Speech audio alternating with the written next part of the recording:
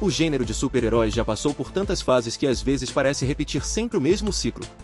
Tivemos o deslumbre da novidade, quando cada novo filme parecia um evento. Depois veio a saturação, quando as histórias ficaram cada vez mais parecidas.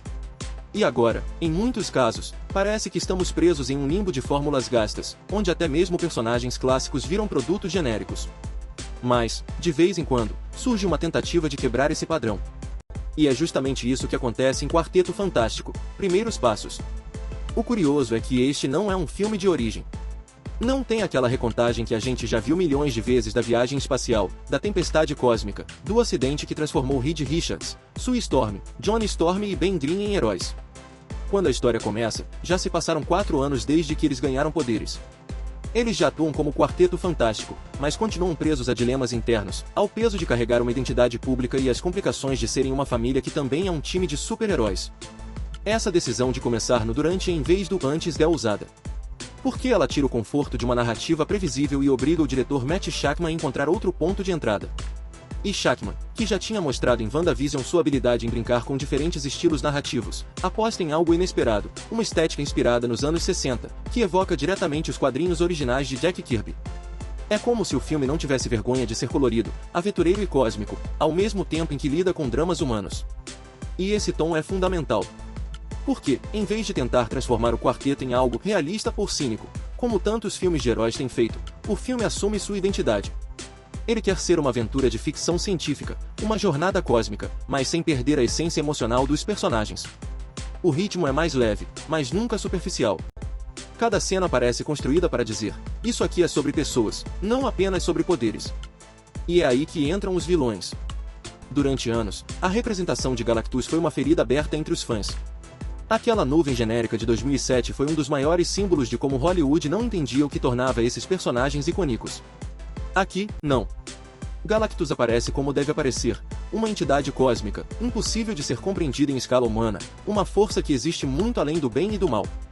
Ele não é apenas mais um monstro gigante. Ele é Galactus. E a simples presença dele já coloca o quarteto em uma posição de impotência que raramente vemos no cinema de super-heróis. Mas Galactus não está sozinho. O surfista prateado aparece como o arauto trágico que sempre foi nos quadrinhos. Não um capanga descartável, mas um personagem complexo, preso a um juramento que o obriga a servir à destruição. Ele é quase um reflexo dos dilemas do próprio quarteto, até onde vai o sacrifício pessoal em nome de algo maior.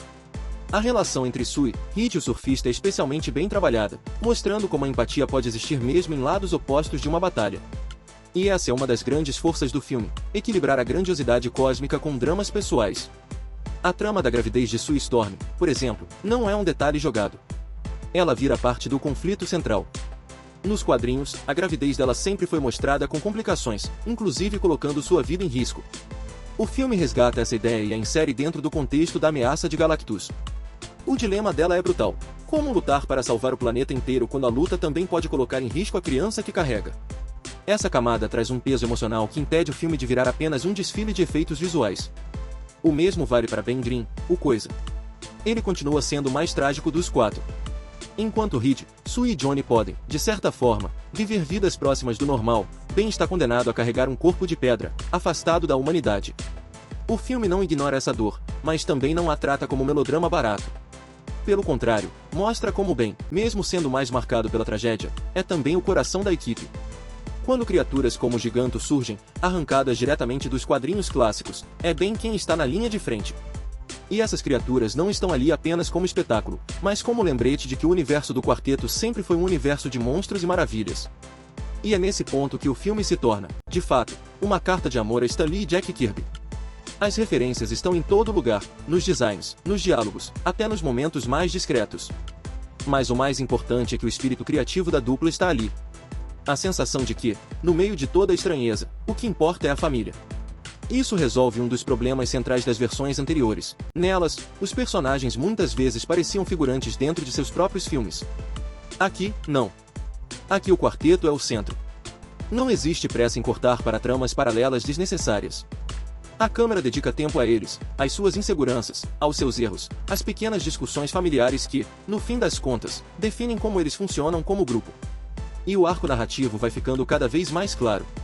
Enquanto a ameaça de Galactus cresce, os 4 precisam se redefinir. Reed Richards, que sempre tentou resolver tudo com ciência e genialidade, descobre que liderança não é apenas inteligência, mas responsabilidade. Sue, dividida entre ser mãe e heroína, aprende que sua força está justamente nessa dualidade. Johnny, sempre o inconsequente, precisa amadurecer diante de uma ameaça que não pode simplesmente incendiar até sumir. E Ben, o mais quebrado de todos, percebe que ser humano não é ter um corpo perfeito, mas ser capaz de amar e lutar pelos outros. E quando chega a luta final, fica evidente, não se trata de derrotar Galactus na base da força bruta. Porque ele não pode ser derrotado dessa forma. A solução passa pela união, pela capacidade do quarteto de agir como uma família em primeiro lugar. Essa é a mensagem que Kirby e Lee colocaram nos quadrinhos desde o início, nenhum deles seria capaz de enfrentar sozinho algo tão imenso. Mas juntos, encontram um jeito de resistir. O resultado é que Quarteto Fantástico, Primeiros Passos não é só mais uma aventura cósmica. É um filme sobre identidade, sobre legado, sobre como personagens clássicos ainda podem ser relevantes quando tratados com sinceridade. Não é um recomeço preguiçoso nem uma desconstrução cínica. É uma tentativa de olhar para trás, para os anos 60, e perguntar, por que essas histórias funcionaram? O filme responde ao lembrar que, antes de qualquer coisa, o quarteto era sobre família, sobre laços que sobrevivem até ao impossível. E no final, essa talvez seja a maior vitória do filme, mostrar que ainda existe espaço para um cinema de super-heróis que não precisa esconder suas cores, que não precisa pedir desculpas por ser baseado em quadrinhos, que não tem medo de ser fantástico. E que às vezes, o passo mais importante não é o primeiro, mas o próximo.